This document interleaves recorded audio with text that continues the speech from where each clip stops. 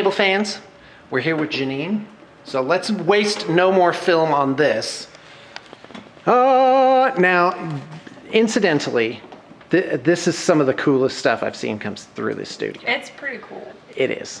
And you were looking pretty smug earlier. I like it. I was wondering if I could I just want to replay on the look. I can't reproduce it. You can't just do it on demand? No. Because it was pretty smug. It was like Arnold Rimmer levels of smug. It was awesome. Yeah, fantastic. The smug. All right, well, let's take a look. It's all yours. All right, so we've got 3 anime resin kits that I painted. They're from Knights of Sidonia, which I hear awesome things about. I have not had a chance to watch myself. So we got the first one, this tall one. That's Beni Suzume, and yeah, she's awesome. It was an interesting challenge to find a way to make her entire red armor suit look interesting. But it does look interesting. Yeah. I mean, there's so much going on here. Continue. So I went through, I airbrushed most of the suit, and then I went through with a brush and I added, in some purples for shading, and then some pinks and some oranges for highlighting, kind of to create, visual depth and interest, and yeah. And she was a lot of fun to paint. I mean, like I said, I haven't seen Knights of Sidonia myself, but I have watched a lot of anime in the past, so it was kind of cool to paint something that's not, just a traditional Space Marine. And it was fun to paint something that was a little bit of a larger scale as well. Yeah, and I think this figure is a great study in painting red. Yeah. Basically, because red can shade down. People think they're going to highlight the red, which you have very well here. But another way to attack it is to basically deepen the recesses. And you can go brown, brownish red, blackish red, or even purple as you've done here. Yeah, it was very interesting because I had to be careful as I highlighted it.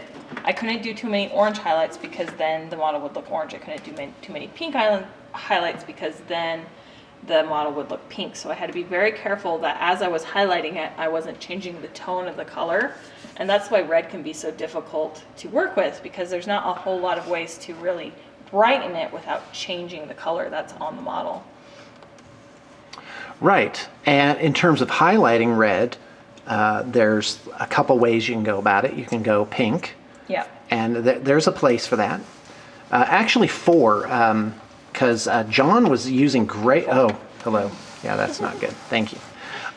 John was using gray, but anyway, you can go pink, so you can highlight with white, add white to the mix, or you can go orange. Mm-hmm. And then yellow. There is such a thing as going with like just a pure red. Like you start with like a scab red. Oh yeah, yeah. And then you highlight with like scarlet or true red. Well, this was airbrushed all the way up to scarlet. So I mean, that was kind of my starting point, was the scarlet. So I couldn't go any redder than I'd already gone. Oh yeah, absolutely. And it looks so it's like such a strong red. Yeah. It's really good. And I just want to point out her eyes, because you're pointing this out earlier, and I wouldn't have noticed this. She's got like bug eyes. Is that what that is? I feel like they're like alien eyes. I don't understand. Like, I did some research when I was painting it to try and figure out, like, there's some kind of alien technology that does the suits. I don't know. Someone watches this anime and loves it is going to just be so sad. How I described it. Yeah, exactly. That wasn't it at all. No, wait, how does this person sound? That wasn't it. Clearly it starts in episode 32. Here's the truth. Here's the reason I don't watch anime anymore. Because I watch all my TV. You shut your pretty little mouth. I watch all my TV when I paint, which means I don't watch it. I listen to it. And I studied Japanese for many years, so I can't watch anime dubbed in English. It does not sound right to me. Even the good dubs, they don't sound right. So I just stopped because I can't read subtitles while I paint. So. Yeah, I've had the same thing. Okay, great. So talk about this figure now. All right, so she is Shiraoi Tsuzumugi.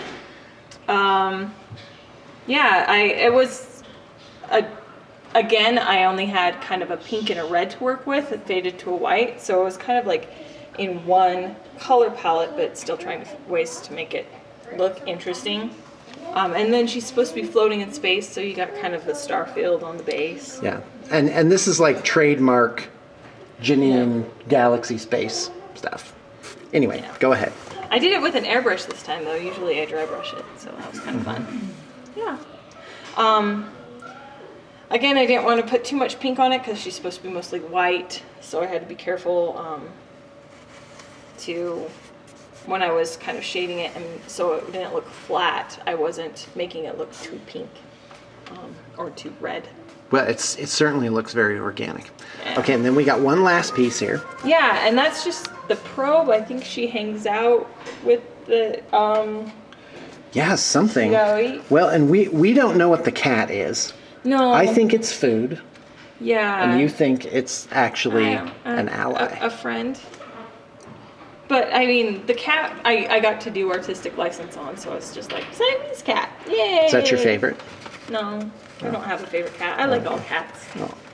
But I was actually just going to do a black cat, but then I realized that the base was mostly going to be black, so I wanted to do something contrasting. Yeah, very clever. Yeah. So.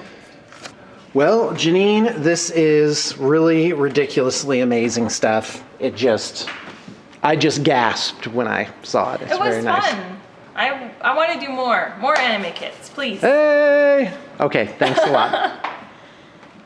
And thank you for tuning in.